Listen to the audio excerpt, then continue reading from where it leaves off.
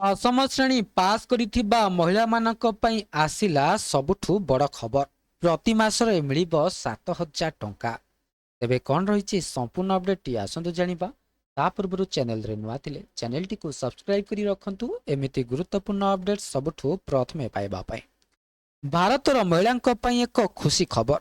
ମୋଦି ସରକାରଙ୍କ ନେତୃତ୍ୱରେ ଭାରତୀୟ ଜୀବନ ବୀମା ନିଗମ ବୀମା ସଖୀ ଯୋଜନା ନାମକ ଏକ ନୂଆ ଯୋଜନା ଗତ ବର୍ଷ ଆରମ୍ଭ ହୋଇଛି। ଏହି ଯୋଜନା ଅଧୀନରେ ଗ୍ରାହକମାନେ କୌଣସି ପ୍ରିମିୟମ ବିନା ପ୍ରତି ମାସରେ 7,000 ଟଙ୍କା ପାଇବେ। ମହିଳା ସଶକ୍ତିକରଣ ପାଇଁ ଉତ୍ସର୍ଗୀକୃତ ଏହି ଏଲ୍ଆଇସି ଯୋଜନାରେ ମହିଳାମାନେ ଏଲ୍ଆଇସି ଏଜେଣ୍ଟ ହେବାର ଏବଂ ଉପଯୁକ୍ତ ତାଲିମ ସହିତ ମାସିକ ଷ୍ଟାଇପେଣ୍ଡ ପାଇବାର ସୁଯୋଗ ପାଇବେ। ଏଲ୍ଆଇସି ବୀମା ସଖୀ ଯୋଜନାର କ'ଣ ରହିଛି ଆସନ୍ତୁ ଜାଣିବା। ଏଲ୍ଆଇସି ବୀମା ସଖୀ ଯୋଜନା ଅଧୀନରେ 18ରୁ 70 ବର୍ଷ ବୟସ ମଧ୍ୟରେ ମନୋନୀତ ସଦସ୍ୟମାନେ ଏଲ୍ଆଇସି ଏଜେଣ୍ଟ ଭାବରେ କାର୍ଯ୍ୟ କରିବେ ଏବଂ ପ୍ରଥମ ବର୍ଷ ପାଇଁ ପ୍ରତି ମାସରେ 7,000 ଟଙ୍କା ଏକ ନିର୍ଦ୍ଦିଷ୍ଟ ପରିମାଣର ରାଶି ପାଇବେ। ଏହାପରେ ଦ୍ୱିତୀୟ ବର୍ଷରୁ ଏଜେଣ୍ଟମାନେ ପ୍ରତି ମାସରେ 6,000 ଟଙ୍କା ପାଇବେ।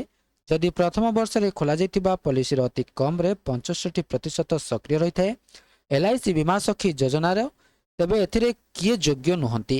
ଏଠାରେ ଉଲ୍ଲେଖନୀୟ ଯେ ଅବସରପ୍ରାପ୍ତ ନିଗମ କର୍ମଚାରୀ, ପୂର୍ବତନ ଏଜେଣ୍ଟ, ସମ୍ପର୍କୀୟ ପତି କିମ୍ବା ପତ୍ନୀ, ପିଲା, ପିତାମାତା, ଭାଇ ଭଉଣୀ ଏବଂ ଏଲ୍ଆଇସି କର୍ମଚାରୀଙ୍କ ଶ୍ୱଶୁର ପରିବାରର ମହିଳାମାନେ ଏହି ଯୋଜନା ପାଇଁ ଯୋଗ୍ୟ ହେବେ ନାହିଁ।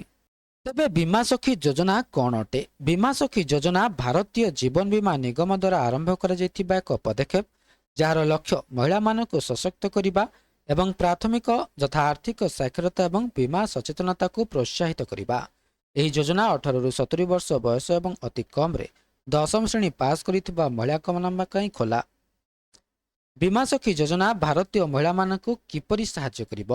ଏହି କାର୍ଯ୍ୟକ୍ରମ ଅଧୀନରେ ମନୋନୀତ ମହିଳାମାନଙ୍କୁ ପ୍ରତି 3 ବର୍ଷ ପାଇଁ ସ୍ୱତନ୍ତ୍ର ତାଲିମ ଏବଂ ମାସିକ ଷ୍ଟାଇପେଣ୍ଡ ଦିଆଯାଏ, ଯାହା ସେମାନଙ୍କୁ ଏଲ୍ଆଇସି ଏଜେଣ୍ଟ ଭାବରେ କ୍ୟାରିୟର ଗଢ଼ିବାରେ ସାହାଯ୍ୟ କରେ।